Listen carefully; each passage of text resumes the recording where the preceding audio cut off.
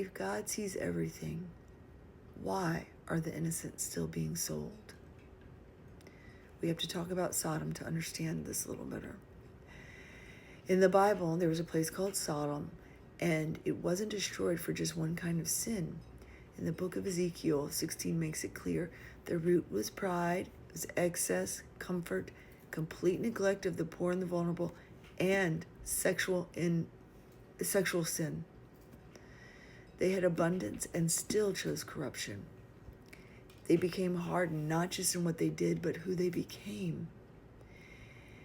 And when that kind of corruption fully matures, God doesn't ignore it. Scripture says Sodom was destroyed with fire and brimstone from heaven. It was completely wiped out.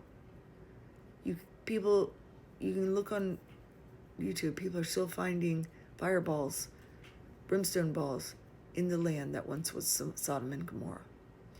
And right now, people are seeing fireballs falling and objects burning through the sky. God has already shown in Scripture that when corruption reaches a certain point, he responds.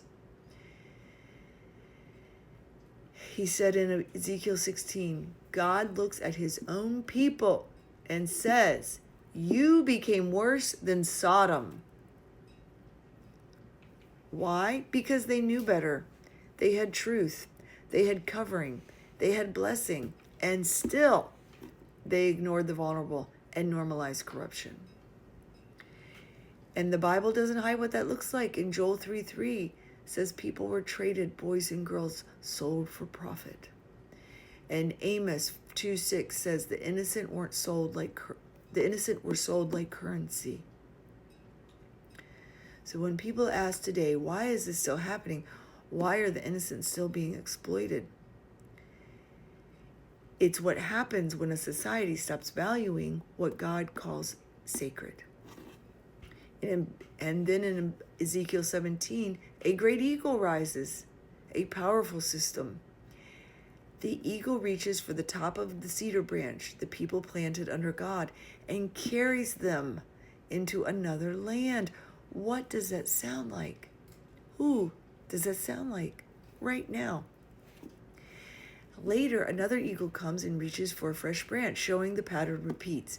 People and nations look to worldly systems and not the Most High, shifting loyalty and seeking protection in the wrong places. And look at the world right now, the alliances, the influence, the power structures. That pattern didn't disappear. But here's what people really wrestle with. If God sees, why does he allow it? Because judgment in Scripture isn't instant, but it is certain. And Sodom wasn't ignored. It was given time, and then it was answered. And God said in Ezekiel 17:22-24, he will bring down what looks strong. He will raise up what looks low. And he himself will plant something righteous. And this is the hope that cuts through the warning.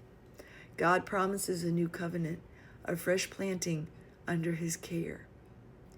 Trust is restored, the vulnerable are protected, and his people are rooted in righteousness, not power systems.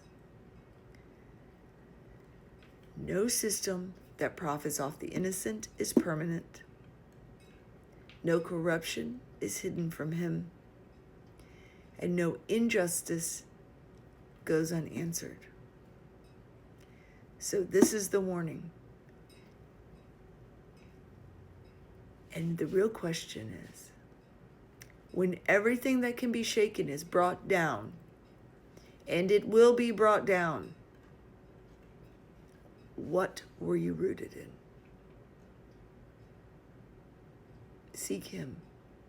Get right with him. The time is nigh. Yeshua loves you, and I love you.